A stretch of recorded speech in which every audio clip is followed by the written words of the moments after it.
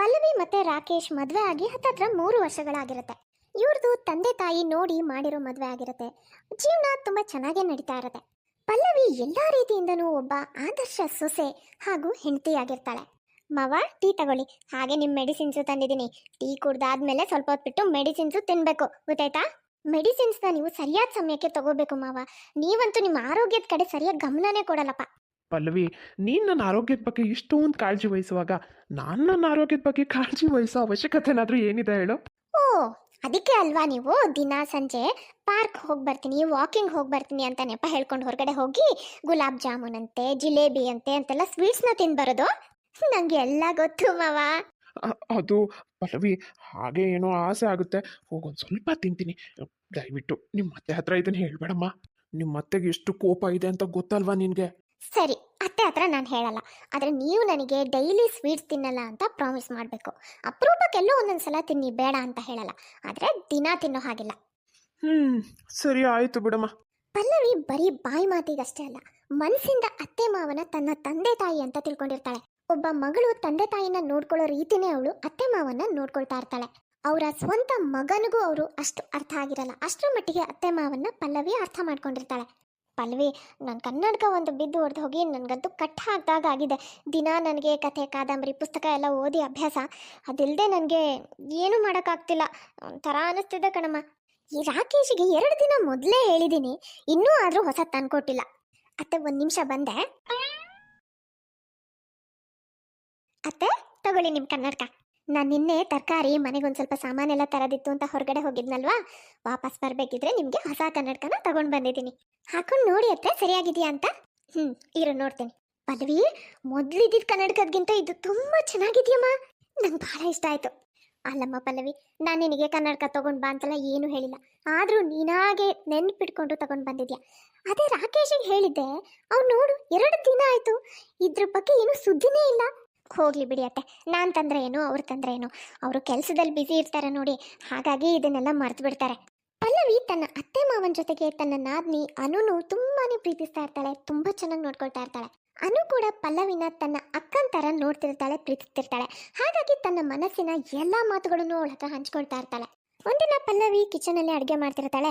ಆಗ ಅಲ್ಲಿಗೆ ಅನು ಬರ್ತಾಳೆ. ಅತ್ಗೆ, ಏನನು, ಏನಾದರೂ ಬೇಕಿತ್ತಾ? ಇಲ್ಲ ಅತ್ಗೆ, ನಿಮ್ಮ ಹತ್ರ ಒಂದು ಸ್ವಲ್ಪ ಮಾತಾಡಬೇಕಿತ್ತು. ಹೌದಾ, ಏನು ವಿಷಯನು? ಯಾಕೋ ಒಂಥರ ಇದೆಯಲ್ಲ? ಅದಕ್ಕೆ ನನ್ನ ಫ್ರೆಂಡ್ಸ್ ಎಲ್ಲ ಒಂದು ಕಂಪ್ಯೂಟರ್ ಕೋರ್ಸ್ಗೆ ಜಾಯ್ನ್ ಆಗ್ತಾ ಇದ್ದಾರೆ. ನನಗೂ ಆ ಕೋರ್ಸ್ ಮಾಡಬೇಕು ಅಂತ ತುಂಬ ಆಸೆ ಇದೆ. ಸೇರ್ಕೋ. ಕಂಪ್ಯೂಟರ್ ಕೋರ್ಸ್ ಮಾಡ್ಕೊಂಡ್ರೆ ಒಳ್ಳೇದಲ್ವಾ? ಅದಕ್ಕೆ ಯಾಕೆ ಒಂಥರ ಇದೆಯಾ? ಅದು ಅದಕ್ಕೆ ಅಣ್ಣನ ಹತ್ರ ಈ ವಿಷಯ ಮಾತಾಡೋಕ್ಕೆ ನನಗೆ ಭಯ ಆಗ್ತಿದೆ. ಅವನು ಏನಂತಾನೇನೋ ಅಂತ. ಅಯ್ಯೋ ದೇವ್ರೆ, ಅದಾ ನಿನ್ನ ಪ್ರಾಬ್ಲಮ್ಮು. ಸರಿ ಬಾ, ನಾನು ನಿನ್ನ ಜೊತೆ ಬರ್ತೀನಿ. ನಾವಿಬ್ರು ಒಟ್ಟಿಗೆ ಅವ್ರ ಹತ್ರ ಮಾತಾಡೋಣ. ನಿಮ್ಮಣ್ಣ ಈಗ ರೂಮಲ್ಲಿದ್ದಾರೆ, ಬಾ ಹೋಗೋಣ. ರೀ, ಅನು ಫ್ರೆಂಡ್ಸ್ ಎಲ್ಲ ಯಾವುದೋ ಒಂದು ಕಂಪ್ಯೂಟರ್ ಕೋರ್ಸ್ಗೆ ಸೇರ್ತಾ ಇದ್ದಾರಂತೆ. ಅನುಗೂ ಆ ಕೋರ್ಸ್ ಮಾಡಬೇಕು ಅಂತ ತುಂಬ ಆಸೆ ಇದೆ. ಹಾಗಾಗಿ ಅವಳು ಆ ಕೋರ್ಸ್ ಮಾಡ್ತೀನಿ, ಜಾಯ್ನ್ ಆಗ್ತೀನಿ ನಾನು ಅಂತ ಹೇಳ್ತಾ ಇದ್ದಾಳೆ. ಇದನ್ನ ಕೇಳಿ ರಾಕೇಶ್ಗೆ ಸಿಕ್ಕಾಪಟ್ಟೆ ಕೋಪ ಬರುತ್ತೆ. ಅನು, ಈ ಕೋರ್ಸು ಗೀರ್ಸು ಅಂತ ಅನಾವಶ್ಯಕ ದುಡ್ಡು ಹಾಳು ಮಾಡೋಕ್ಕೆ ನನ್ನ ಹತ್ರ ಹಣ ಇಲ್ಲ. ಮೊದಲೇ ದಿನ ಜಾಸ್ತಿ ಆಗ್ತಿರೋ ಈ ಮನೆ ಖರ್ಚು, ಅಪ್ಪ ಅಮ್ಮನ ಹಾಸ್ಪಿಟಲ್ ಖರ್ಚು, ನಿನ್ನನ್ನು ಇಲ್ಲಿವರೆಗೂ ಓದಿಸಿರೋದು ಆ ಖರ್ಚು, ಇದರಿಂದನೇ ನನಗೆ ಸಾಕಾಗಿ ಹೋಗಿದೆ. ಅದ್ರ ಮೇಲೆ ಸುಮ್ಮನೆ ಕೋರ್ಸು ಗೀಸು ಅಂತ ಇನ್ನೊಂದಿಷ್ಟು ಹಣ ಖರ್ಚು ಮಾಡಿಸೋಳಿದ್ಯಾ ನೀನು? ರೀ, ಆ ಕೋರ್ಸ್ ತುಂಬ ಒಳ್ಳೇದಿದೆಯಂತೆ. ಅದನ್ನು ಕಲಿತ್ರೆ ಮುಂದೆ ತುಂಬ ಒಳ್ಳೇದಾಗುತ್ತಂತೆ ರೀ. ಪ್ಲೀಸ್ ಇಲ್ಲ ಅಂತ ಹೇಳಬೇಡಿ. ಅವಳಿಗೆ ಆ ಕೋರ್ಸಿಗೆ ಜಾಯಿನ್ ಮಾಡಿಸಿ. ನೀನೇ ಅವಳಿಗೆ ಎಲ್ಲದಕ್ಕೂ ಸಪೋರ್ಟ್ ಮಾಡಿ ಅವಳನ್ನ ಹಾಳು ಮಾಡಿಟ್ಟಿದ್ಯಾ. ನನ್ನ ಹತ್ರ ಇದಕ್ಕೆಲ್ಲ ಹಣ ಇಲ್ಲ. ಬೇಗ ನನ್ನ ಲಂಚ್ ಬಾಕ್ಸ್ ರೆಡಿ ಮಾಡು, ನನಗೆ ಆಫೀಸಿಗೆ ಲೇಟ್ ಆಗ್ತಿದೆ. ರಾಕೇಶ್ ಬಾಯಿಗೆ ಬಂದ ಹಾಗೆ ಮಾತಾಡಿ ಅಲ್ಲಿಂದ ಹೋಗ್ತಾನೆ. ಅನು ಅಂತೂ ತುಂಬ ನೊಂದ್ಕೋತಾಳೆ. ಪಲ್ಲವಿಗೆ ಅನುನ ಈ ರೀತಿ ನೋಡೋಕ್ಕಾಗಲ್ಲ. ಹಾಗಾಗಿ ಪಲ್ಲವಿ ಅನುನ ಕಿಚನ್ನಿಗೆ ಕರ್ಕೊಂಡು ಬಂದು ಅಕ್ಕಿ ಡಬ್ಬದಲ್ಲಿ ಏನೋ ಹುಡುಕೋಕೆ ಶುರು ಮಾಡ್ತಾಳೆ. ಅದಕ್ಕೆ ಏನು ಮಾಡ್ತಿದ್ದೀರಾ? ಇರೋ, ನಿನಗೊಂದು ಮ್ಯಾಜಿಕ್ ತೋರಿಸ್ತೀನಿ. ಟನ್ ಟಡಾನ್! ತಗೋ, ಈ ದುಡ್ಡನ್ನ ತಗೊಂಡು ನೀನು ಆ ಕೋರ್ಸ್ಗೆ ಸೇರ್ಕೋ. ಅದಕ್ಕೆ ಈ ಹಣ ನಿಮ್ಮ ಹತ್ರ ಎಲ್ಲಿಂದ ಬಂತು? ಇನ್ನೆಲ್ಲಿಂದ ಬರುತ್ತೆ ಅನು? ಮನೆ ಖರ್ಚಿಗೇನು ಹಣ ಕೊಡ್ತಾರಲ್ವ ನಿಮ್ಮಣ್ಣ, ಆ ದುಡ್ಡಲ್ಲಿ ಸ್ವಲ್ಪನೇ ಉಳಿಸಿ ಈ ಡಬ್ಬಿಲಿ ಹಾಕಿಡ್ತಾ ಇದ್ದೆ. ಅದೇ ಹಣನೇ ಇದು. ಈ ಹಣ ಇವತ್ತು ನಿನಗೆ ಉಪಯೋಗಕ್ಕೆ ಬರ್ತಾ ಇದೆ ಅಲ್ವಾ? ನನಗೆ ತುಂಬ ಖುಷಿ. ಆದರೂ ಅದಕ್ಕೆ ಇದು ನಿಮ್ಮ ಸೇವಿಂಗ್ಸ್ ಅಲ್ವಾ? ಇದನ್ನು ನಾನು ಹೇಗೆ? ನೀನೇನು ಬೇರೆ, ನೀನು ನನ್ನ ತಂಗಿ ಇದ್ದ ಹಾಗೆ ಅಲ್ವಾ? ಈಗ ಅತಿಯಾಗಿ ಯೋಚನೆ ಮಾಡೋಕ್ಕೆ ಹೋಗಬೇಡ. ನಿನ್ನ ಫ್ರೆಂಡ್ಸಿಗೆ ಫೋನ್ ಮಾಡಿ ನಾನು ಕೋರ್ಸಿಗೆ ಜಾಯ್ನ್ ಆಗ್ತಾ ಇದ್ದೀನಿ ಅಂತ ಹೇಳು. Thank you so much. ಅದಕ್ಕೆ ನಿಮಗೆ ಹೇಗೆ ಥ್ಯಾಂಕ್ಸ್ ಹೇಳಬೇಕು ಅಂತಲೂ ನನಗೆ ಗೊತ್ತಾಗ್ತಿಲ್ಲ. ಒಂದ್ ಕಡೆ ಪಲ್ಲವಿ ಮನೆಯವ್ರು ಎಲ್ಲರನ್ನೂ ತುಂಬಾ ಚೆನ್ನಾಗಿ ನೋಡ್ಕೊಳ್ತಿರ್ತಾಳೆ, ತುಂಬಾ ಪ್ರೀತಿಸ್ತಾ ಇರ್ತಾಳೆ. ಇನ್ನೊಂದ್ ಕಡೆ ಪಲ್ಲವಿ ಜೊತೆ ರಾಕೇಶ್ನ ವರ್ತನೆ ಮೊದ್ಲಿನ ರೀತಿ ಇರಲ್ಲ. ಮಾತಿಗೂ ಪಲ್ಲವಿಗೆ ಬಾಯಿಗೆ ಬಂದ ಹಾಗೆ ಬೈತಾ ಇರ್ತಾನೆ, ತುಂಬಾ ಒರ್ಟಾಗಿ ನಡ್ಕೊಳ್ತಾ ಇರ್ತಾನೆ. ಇತ್ತೀಚೆಗಂತೂ ಅವ್ರ ಜೊತೆ ಸಮಯನೂ ಕಳೀತಾ ಇರಲ್ಲ. ಒಂದಿನ ಪಲ್ಲವಿ ರಾಕೇಶ್ಗೋಸ್ಕರ ಕಾಯ್ತಾ ಇರ್ತಾಳೆ. ಎಲ್ಲಿ ಹೋಗಿರ್ಬೋದು ಇವನು, ಇಷ್ಟೊತ್ತಾದ್ರೂ ಮನೆಗೆ ಬಂದಿಲ್ಲ ನೋಡಿ. ಇವತ್ತು ಪಲ್ಲವಿ ಅವನಿಗೋಸ್ಕರ ವ್ರತ ಮಾಡ್ತಾ ಇದ್ದಾಳೆ. ಇದು ಗೊತ್ತಿದ್ದು ನೋಡಿ ಬೇಗ ಬರ್ಬೇಕು ಅನ್ನೋದು ಅವನಿಗಿಲ್ಲ. ಪಾಪ ಹುಡುಗಿ ಬೆಳಿಗ್ಗೆಯಿಂದ ಅವನಿಗೋಸ್ಕರ ಹಸ್ಕೊಂಡಿದ್ದು ವ್ರತ ಮಾಡಿದಾಳೆ. ಅವನಿಗೆ ಹೆಂಡತಿ ಬಗ್ಗೆ ಸ್ವಲ್ಪನೂ ಯೋಚನೆ ಇಲ್ಲ. ಹೋಗ್ಲಿ ಬಿಡಿ ಮಾವ, ಯಾವುದೋ ಕೆಲಸದಲ್ಲಿ ಬ್ಯುಸಿ ಆಗಿರ್ಬೇಕು, ಬರ್ತಾರೆ ಬಿಡಿ. ಪಲ್ಲವಿ ತುಂಬಾ ಸಮಯದವರೆಗೂ ಅವನಿಗೋಸ್ಕರ ಕಾಯ್ತಾಳೆ, ಫೋನ್ ಕೂಡ ಮಾಡ್ತಾಳೆ. ಆದ್ರೆ ಅವಳು ಕಾಲ್ನೂ ರಿಸೀವ್ ಮಾಡಲ್ಲ. ಗಂಡನಿಗೋಸ್ಕರ ಕಾದು ಕಾದು ಕೊನೆಗೆ ಖಾಲಿ ಹೊಟ್ಟೆಲೆ ಹೋಗಿ ಮಲ್ಕೊಳ್ತಾಳೆ. ರಾಕೇಶ್ ಬೆಳಿಗ್ಗೆ ಮನೆಗೆ ಬರ್ತಾನೆ. ಈಗ ಬರ್ತಾ ಇದೆಯಾ? ನಿನ್ನೆ ರಾತ್ರಿ ಇಡೀ ಎಲ್ಲಿದ್ದೆ?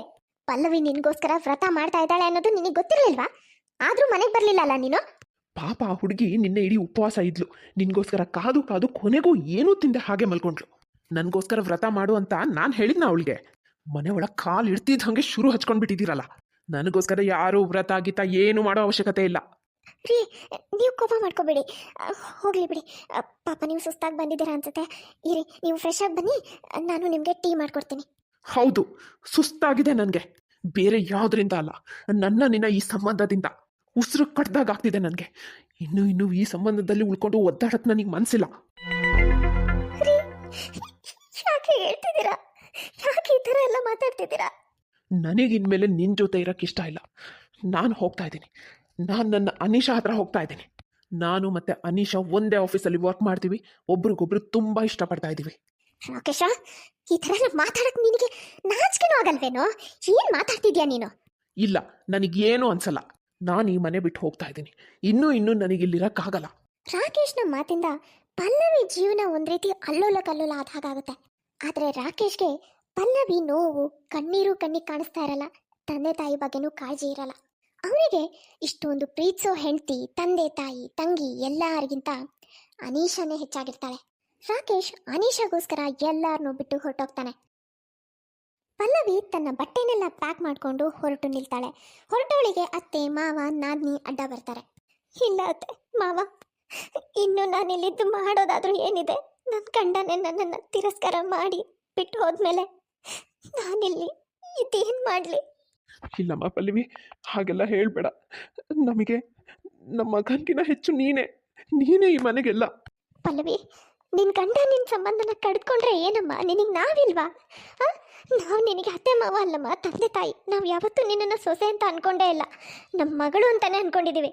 ಅದಕ್ಕೆ ಪ್ಲೀಸ್ ನಮ್ಮನ್ನು ಬಿಟ್ಟು ಹೋಗಬೇಡಿ. ನೀವಿಲ್ಲದೆ ನಮ್ಮಿಂದ ಇರೋಕ್ಕಾಗಲ್ಲ ಅದಕ್ಕೆ.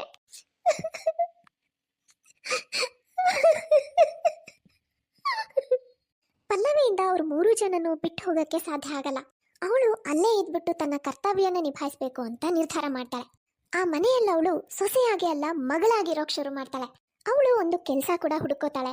ನಾದ್ನಿ ಅನುಗೆ ಮುಂದೆ ಓದೋದಕ್ಕೆ ಎನ್ಕರೇಜ್ ಮಾಡ್ತಾಳೆ. ಹೀಗೆ ಪಲ್ಲವಿ ಗಂಡನ ಮನೆಯಲ್ಲಿ ಮಗಳಾಗಿ ಎಲ್ಲ ನಿಭಾಯಿಸ್ತಾ ಇರ್ತಾಳೆ. ಇನ್ನೊಂದ್ ಕಡೆ ರಾಕೇಶ್ಗೆ ಅವನು ಮಾಡಿರೋ ಕೆಟ್ಟ ಕರ್ಮದ ಫಲ ಸಿಗೋ ಸಮಯ ಬಂದಿರುತ್ತೆ. ಅನಿಶಾ, ಮತ್ತೆ ಇವತ್ತು ನೀನು ಪಾರ್ಟಿಗೆ ಹೋಗ್ತಾ ಇದೆಯಾ?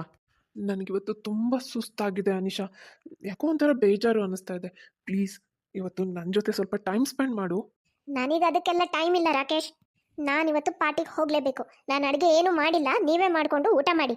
ನಾನು ಬೆಳಗ್ಗೆನೆ ಬರೋದು. ರಾಕೇಶ್ಗೀಗ ತಾನು ಏನನ್ನ ಕಳ್ಕೊಂಡಿದ್ದೀನಿ ಅನ್ನೋದು ಅರ್ಥ ಆಗೋಕೆ ಶುರುವಾಗಿರುತ್ತೆ. ಅವನೀಗ ತಾನು ವಾಪಸ್ ತನ್ನ ಮನೆಗೆ ಹೋಗಿ ಆಗಿರೋದನ್ನೆಲ್ಲ ಸರಿ ಮಾಡ್ಕೋಬೇಕು ಅಂತ ನಿರ್ಧಾರ ಮಾಡ್ತಾನೆ. ಹಾಗಾಗಿ ಒಂದಿನ ಸಂಜೆ ತನ್ನ ಮನೆಗೆ ಬರ್ತಾನೆ. ಎಲ್ಲರೂ ಸಂಜೆ ಟೀನ ಎಂಜಾಯ್ ಮಾಡಿ ಖುಷಿಯಿಂದ ಮಾತಾಡ್ತಾ ಕೂತಿರ್ತಾರೆ. ನನಗೂ ಒಂದು ಲೋಟ ಟೀ ಸಿಗ್ಬಹುದಾ? ಇದೇನಿದು, ರಾಕೇಶ್ ಅವ್ರ ಸವಾರಿ ಈ ಕಡೆ ಬಂದ್ಬಿಟ್ಟಿದೆ. ಯಾಕೆ, ನಿಮ್ಮ ಮನೆ ದಾರಿ ಮರ್ತೋಗ್ಬಿಟ್ರಾ? ಅಪ್ಪ, ನಾನು ಆಗಿರೋದನ್ನೆಲ್ಲ ಸರಿ ಮಾಡಬೇಕು ಅಂತ ಬಂದಿದ್ದೀನಿ. ಈಗ ಏನು ಸರಿ ಮಾಡಬೇಕಪ್ಪ ನೀನು? ಏನು ಬೇಕಾಗಿದೆ ನಿನಗೆ? ಪಲ್ಲವಿ, ನಾವಿಬ್ಬರು ಆಗಿರೋದನ್ನ ಮರೆತು ಮೊದಲಿದ್ದ ಹಾಗೆ ಇದ್ಬಿಡೋಣ. ಹೌದು, ನೀವು ನನ್ನನ್ನು ಏನು ಅನ್ಕೊಂಡಿದ್ದೀರಾ? ನನ್ನನ್ನೇನು ಆಟ ಆಡೋ ವಸ್ತು ಅಂತ ಅನ್ಕೊಂಡಿದ್ದೀರಾ? ಬೇಕಾದಾಗ ತಗೊಂಡು ಆಟ ಆಡೋದು, ಬೇಡದೇ ಇದ್ದಾಗ ಮೂಲೆಗೆ ಬಿಸಾಕೋದು. ನಮ್ಮಿಬ್ರು ಮಧ್ಯೆ ಈಗ ಏನು ಉಳಿದಿಲ್ಲ. ನಮ್ಮ ಸಂಬಂಧ ಯಾವುದೇ ಕಾರಣಕ್ಕೂ ಮೊದಲಿನ ರೀತಿ ಆಗೋಕೆ ಸಾಧ್ಯನೇ ಇಲ್ಲ. ಹಾಗಿದ್ಮೇಲೆ ನಮ್ಮ ಮನೇಲಿ ನಿನಗೇನು ಕೆಲಸ? ಇಲ್ಲಿ ನೀನು ಏನು ಮಾಡ್ತಿದ್ಯಾ? ಹೊರಟೋಗಿ ನಮ್ಮ ಮನೆಯಿಂದ. ಇದು ನನ್ನ ಮನೆ. ಇಲ್ಲಿ ನಿನಗೆ ಯಾವುದೇ ಅಧಿಕಾರನೂ ಇಲ್ಲ. ಸರಿ ಆಯ್ತು, ಹೊಟ್ಟು ಹೋಗ್ತೀನಿ ಬಿಡಿ. ನಾನು ಈಗಲೇ ನನ್ನ ರೂಮಿಗೆ ಹೋಗಿ ಬಟ್ಟೆ ಎಲ್ಲ ಪ್ಯಾಕ್ ಮಾಡ್ಕೊಂಡು ಇಲ್ಲಿಂದ ಹೋಗ್ತೀನಿ. ಪಲ್ಲವಿ, ಒಂದು ನಿಮಿಷ ಇರಮ್ಮ, ಬಂದೇ ಇರು. ಮಾವ ಒಳಗಡೆ ಹೋಗಿ ಕೆಲವು ಕಾಗದ ಪತ್ರಗಳನ್ನ ತಗೊಂಡ್ ಬರ್ತಾನೆ. ಪಲ್ಲವಿ, ತಗೊಮ್ಮ. ಏನ್ ಮಾವ ಇದು? ಇದು ನಿನ್ನ ಹಕ್ಕು ಕಣಮ್ಮ. ಈ ಮನೆ ನಮ್ದು ಆಸ್ತಿ ಅಂತ ಏನೇನಿದೆಯೋ ಅದರಲ್ಲಿ ನನ್ನ ಮಗಳು ಅನುಗೆಷ್ಟು ಸೇರಬೇಕು ಅದನ್ನು ಅವಳಿಗೆ ಕೊಟ್ಬಿಟ್ಟು ಮಿಕ್ಕಿದ್ದನ್ನೆಲ್ಲ ನಾನು ನಿನ್ನ ಹೆಸರಿಗೆ ಮಾಡಿದ್ದೀನಿ. ಈ ಮನೆ ಆಸ್ತಿ ಎಲ್ಲ ನಿಂದೆ. ಇದನ್ನು ಕೇಳೋಕ್ಕಾಗಲಿ ಈ ಮನೆಯಿಂದ ನಿನ್ನನ್ನು ಹೊರಗೆ ಹಾಕೋಕ್ಕಾಗಲಿ ಯಾರಿಗೂ ಅಧಿಕಾರ ಇಲ್ಲ. ಅಪ್ಪ, ನಾನು ಈ ಮನೆ ಮಗ, ಅಂಥದ್ರಲ್ಲಿ ನೀವು ಹೇಗಿಂಥ ಕೆಲಸ ಮಾಡಿದ್ರಿ? ಮಗ ಅಂತ ಬಾಯಿ ಮಾತಿಗೆ ಹೇಳಿದ್ರೆ ಸಾಕಾ? ನೀನು ಈ ಮನೆ ಮಗದ ರೀತಿ ನಡ್ಕೊಂಡಿದ್ಯಾ? ಈ ವಯಸ್ಸಲ್ಲಿ ತಂದೆ ತಾಯಿ ಬಗ್ಗೆ ಸ್ವಲ್ಪನೂ ಯೋಚನೆ ಮಾಡದೆ ಬಿಟ್ಟು ಹೊರಟೋದ್ಯಲ್ಲ, ಆವತ್ತೇ ನಮ್ಮ ಮಗ ಸತ್ ಹೋದ ಅಂತ ನಾವು ತಿಳ್ಕೊಂಡಿದ್ದೀವಿ. ಪಲ್ಲವಿ ನಮ್ಮ ಮಗಳು. ಇವತ್ತಿಂದ ಅವಳಿಗಿದು ಗಂಡನ ಮನೆ ಅಲ್ಲ, ತವ್ರ ಮನೆ. ಇನ್ಮೇಲಿಂದ ನಿನಗೆ ಈ ಮನೇಲಿ ಯಾವುದೇ ಹಕ್ಕು ಅಧಿಕಾರನೂ ಇಲ್ಲ.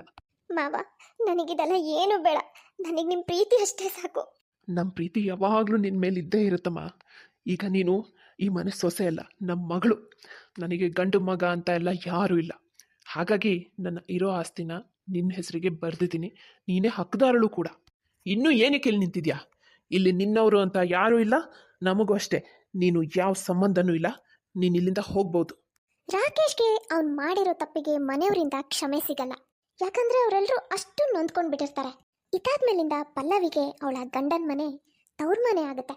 ಅಲ್ಲಿ ಅವಳು ತನ್ನ ತಂದೆ ತಾಯಿ ತಂಗಿ ಜೊತೆ ಖುಷಿ ಖುಷಿಯಿಂದ ಇರ್ತಾಳೆ. ನೋಡಿದ್ರಲ್ಲ ಫ್ರೆಂಡ್ಸ್, ಇವತ್ತಿನ ಈ ವಿಡಿಯೋ ನಿಮಗೆ ಸ್ವಲ್ಪನಾದರೂ ಇಷ್ಟ ಆಗಿದ್ರೆ ಪ್ಲೀಸ್ ಚಾನಲ್ನ ಸಬ್ಸ್ಕ್ರೈಬ್ ಮಾಡಿ. ಹಾಗೆ ಪ್ಲೀಸ್ ಲೈಕ್ ಮಾಡೋದನ್ನು ಮಾತ್ರ ಮರಿಬೇಡಿ. ಮುಂದಿನ ವಿಡಿಯೋದಲ್ಲಿ ಮತ್ತೆ ಸಿಗೋಣ. Bye friends.